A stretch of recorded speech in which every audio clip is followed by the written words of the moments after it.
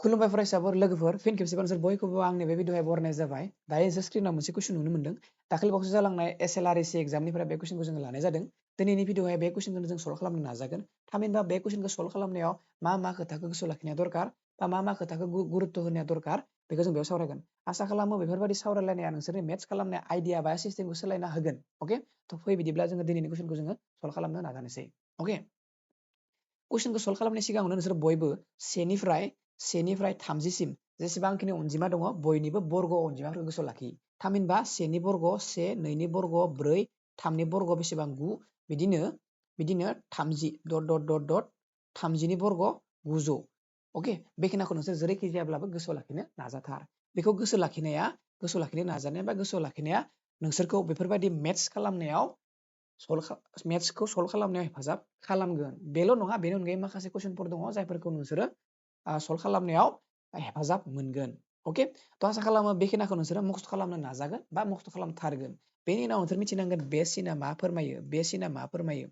बर'आव बुङो बेखौ बर्ग रोदा, इंराजियाव बुङो स्कुवेर रुट। अके दा खोथाया जाबाय हमना ला 2 बेनि सायाव बे सिना दङ, बेनि ओंथिया मा जागोन 2 आरो बिनि पावारा मा 1/2। हमना ला 3 बिनि सायावबो बे सिना दङ, बिनि ओंथिया मा 3 बिनि पावारा 1/2। हमना ला 4 बिनि सायावबो दङ बे सिना, बिनि ओंथिया मा 4 पावारा मा 1/2।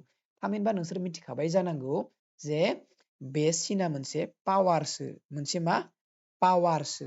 अके जायनि माना बेसेबां 1/2 1/2 1/2। गुबुन फारसेथिं हमना ला 3 दङ, हमना ला 2 दङ, हमना ला 2 दङ, 1 मिनिट 2 दङ, बिनि सायावबो बे सिना दङ, नाथाय एबारै मा दङ बेवहाय 3 दङ, बेवहाय गैया, बेयावबो गैया, बेयावबो गैया, एबारै मा दङ 3 दङ। बिनि ओंथिया मा 2 पावारा मा 1/3। बेयाव 3 थानायखायनो बेवहाय 3आ फैदों। अके बेयाव गैयामोन बिनिखायनो मा फैदोंमोन 2 फैदोंमोन।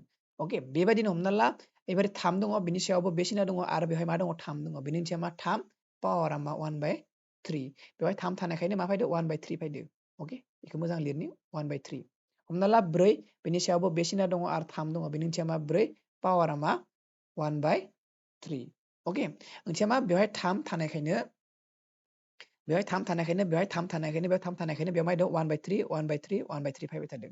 आरो बेयाव जेबो गैयामोन नालाय बेनिखायनो मा फैदोंमोन 1/2 1/2 1/2 फैदोंमोन आरोखि। अके जेबो गैया माने बेवहाय मा दङ 2 दङ, जेबो गैया माने बेवहाय मा दङ 2 दङ, बेवहाय 2 दङ, बेनिखायनो बेवहाय 2 फैदोंमोन। अके आरो बेवहाय 3 थानायखाय मा बुजायदो 3 थानाय बुजायदो, बेनिखायनो 3 3 3 फैदो।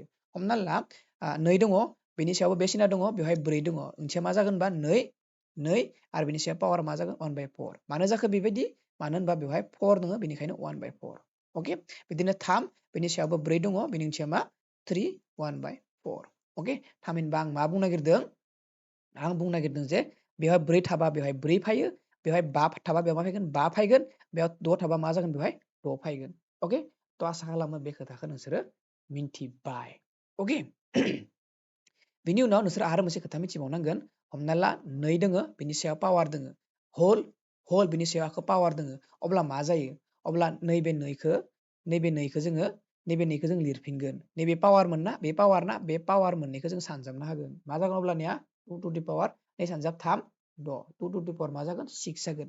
हमना ला 3 बिनि सायाव पावार दोङो 2, बिनि सायाव आखो पावार दोङो जोंहा बेसेबां 4, ओंथिया मा जागोन 3खौ लिरग्रोगोन, थ' नै पावारनि मोननै पावारखौ सानजाबना होगोन, 2 सानजाब 4 इकुवेल टु मा जागोन 3 टु दि पावार 8 मा जागोन 3 टु दि पावार 8।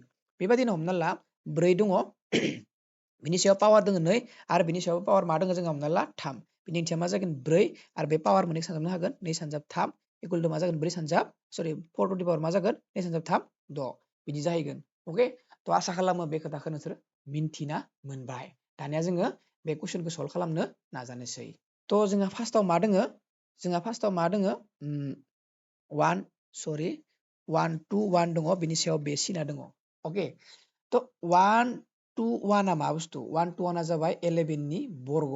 अके 11 नि बर्ग माने 11 सानजाब 11 मा जायो 1 2 1 खौ जोङो मोनो। थामहिनबा नै 1 2 1 नि जायगायाव जों मा लिरनो हायो 11 स्कुवेर होनना लिरनो हानाय जाबाय। दायो मा जाबाय नैबे सिननि ओंथियाबो मा 1/2 सो, थामहिनबा मा लिरनो हायो equal to 11 square to the power 1/2 लिरनो हानाय जाबाय। थ' बेबो मोनसे पावार, बेबो मोनसे पावार आरो बेबो मोनसे पावार।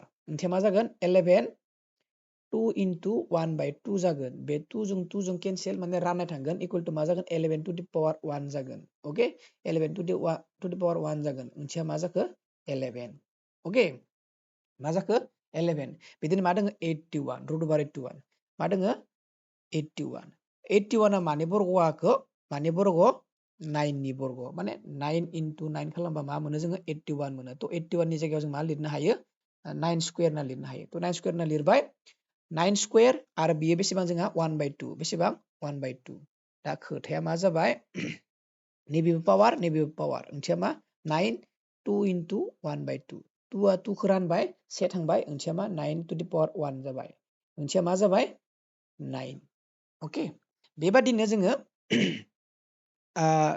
root over 25 ओके बेनि ओंथिया मा root over 5 स्क्वायर माने 5 स्क्वायरआ मा जायो जोंहा 25 जायो इक्वल टू मा जागोन 5 स्क्वायर 1 by 2 जागोन इक्वल टू मा जागोन 5 2 into 1 by 2 जागोन 2 जों 2 रानना थांबाय से मोनबाय इक्वल टू मा जागोन 5 to the power 1 equal to 5 थामहिनबा आं मा बुंनो नागिरदों दायो नोंसोरखौ नैबे जागोन जोंहा 11 नैबे जागोन जोंहा 9 नैबे जागोन जोंहा 5 इक्वल टू मा जागोन 25 एन्सारा जागोन नै सी नाम्बारा ओके थ' आसा खालामो नोंसोरो बुजि मोनबाय उननि समावथ' गोरलैयैनो हागोन खालामबाय थायोब्ला थ' दिनै एसेनोसै बाय बाय गुड नाइट